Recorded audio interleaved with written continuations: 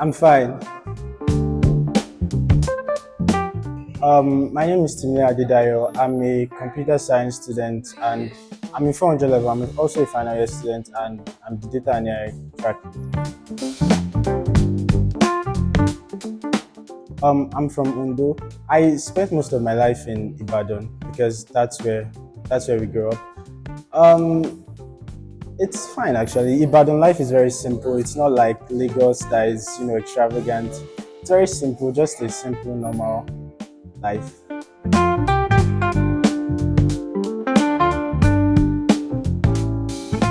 Okay, so before tech became my thing, I wasn't into anything. I just wanted to exist.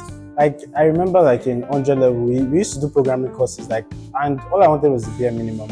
I would learn enough of the language so I can pass the course. Then just discard the rest. It wasn't really like a priority. It was just something I needed to pass courses.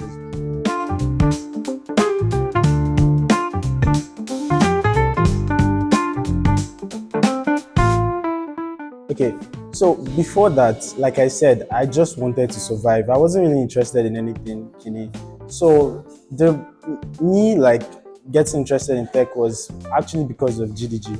There was this GDG hackathon they did, and I came. Told me she invited me to come, and then I came and I saw everybody, and they were doing stuff, and then I felt so inferior. Like they were doing stuff, they knew what they were doing. They knew like what their role in life was going to be, and I didn't know what to do. So that same day, Tommy and I, like she was very motivating. So we took our phone and we started searching for roles, things I could do. And then, I went through everything. I even went through DSA, data structures. And at the end of the day, I came to data science just because there was data in it and there was science. So initially, it started for the fun of it. And, it evolved to something I love. love.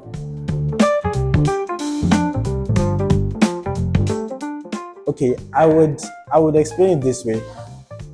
The same way you try to predict someone's next move, same way you try to think that, okay, with this available information I know, what do I think this, or even in a classroom, what do I think this lecturer is going to do based on what I already know. Machine learning works the same way. It's basically you predicting something with previous data that you already have.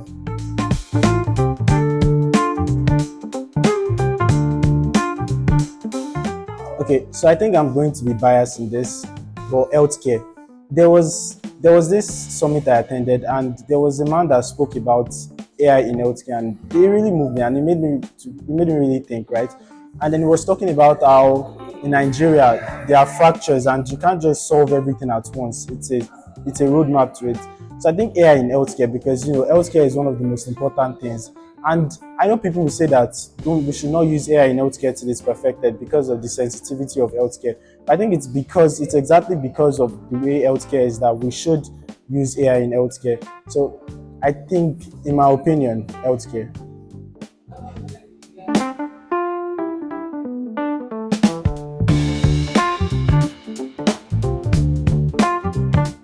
Okay, most of it actually.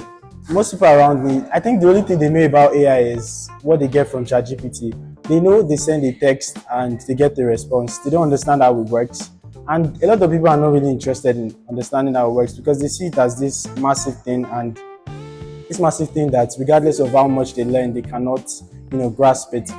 So I think it's everything basically, because people only understand what they want to understand, and most people don't want to understand it because I guess they feel it's too complex. So I guess for me that's it.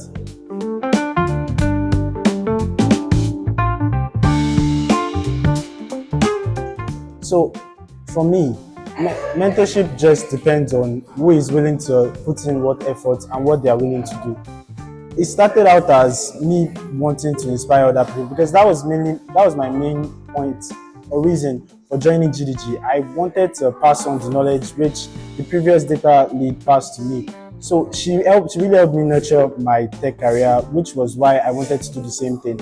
So I think it all depends on if you are willing to do it. Even if you are willing to mentor someone, one way or the other, that mentorship would come, because people think it's just as easy as doing this and doing this and doing that. But a lot of times, people are not going to be devoted. A lot of times, people are going to forget about it. It's your job to not, number one, get angry, when they're not showing enough, effort, when they're not putting enough effort, and they're not as active as you expect them to be. It's your job to be patient and well, and that's what I've been trying to do at least to the best of my ability.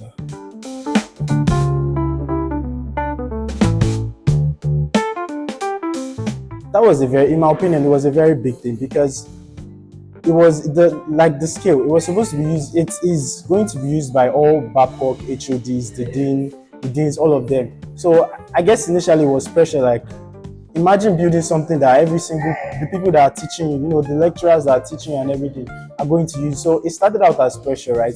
And me thinking that okay, this thing we are building will it actually work for them or will it end up being a disappointment? So it has really taught me a lot about how to scale, doing things that satisfy different people of with different opinions, with different preferences, doing things that will satisfy the people that want you to build it and the people that will also use it. So it's been a very good experience in regards to building stuff for production. Okay, so at the beginning, I had very high hopes for Study Smart. I wanted it to be a platform where students can just go there, not having to worry about the burdens of looking for their notes and uploading it. So I wanted it to be, you basically go on the site, pick the course you want to study, then you can start studying using AI and everything, whatever you want to use to do it. But like everything, all the materials are there, not you going to upload them and everything.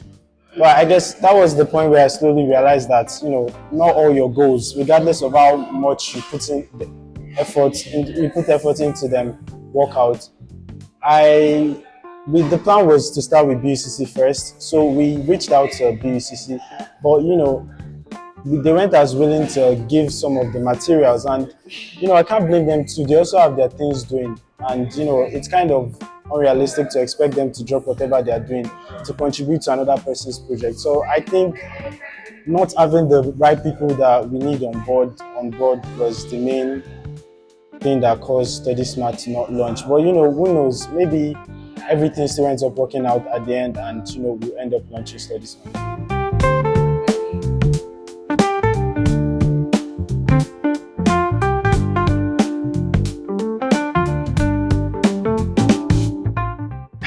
I mean, she's always a victim of me not having time, but I think she does understand. I mean, I try my best to explain because there are times that while I'm working on projects, I'm very busy because once I start working on something, I cut everything off and it's just me and whatever I'm doing, so I can give it my 100% attention. Because if I don't give it my 100% attention, it will end up being nonsense actually. So I'm very grateful for an understanding girlfriend. She's very understanding, so I tell her that I'm going to be busy beforehand, and she understands.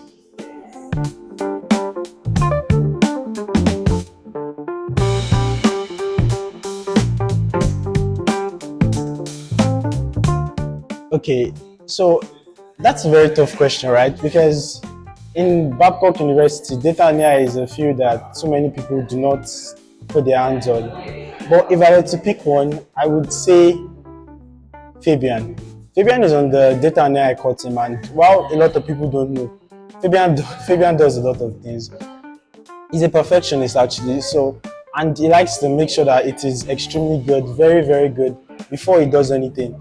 In fact, in one of the projects that we will launch shortly, the knowledge graph, Fabian was very pivotal in gathering a lot of the data that is on there. So if I were to recommend one person in the data and AI space, it would be Fabian.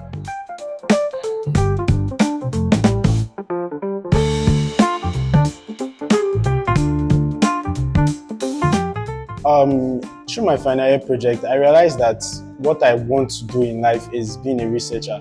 I see myself being an AI researcher in Google DeepMind. It's kind of I'm overreaching, yes, but if I don't overreach, I won't have a goal that I have to continue struggling to attain. So I see myself being a researcher, an AI researcher, working for research firms that are responsible for looking into and making AI breakthroughs that all these companies end up using. That's why I see myself in 5 years. And I guess I want to focus more on LLMs. That's the point of the research focus thing. I want to do more research into LLMs. I want to my goal in life, I want to make sure that there is efficiently a way to resolve the hallucination problem in artificial intelligence. Yes.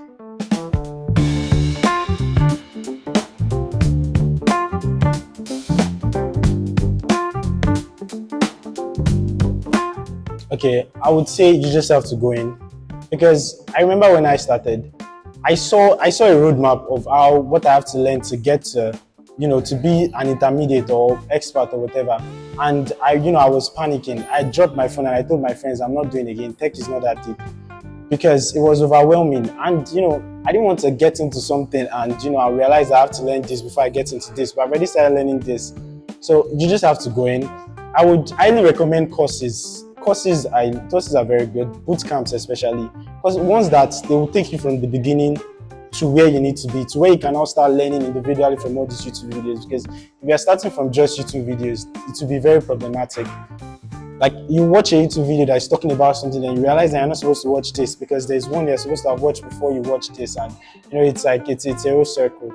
So I would say you just have to go in. Don't think about the end goal, because if you look at the end goal and think about the end goal, it would seem too much for someone like you that is just starting to attain. So do not think about the end goal. Just think about where you are and what you want to attain. That's basically the end goal. But yeah, that's basically it.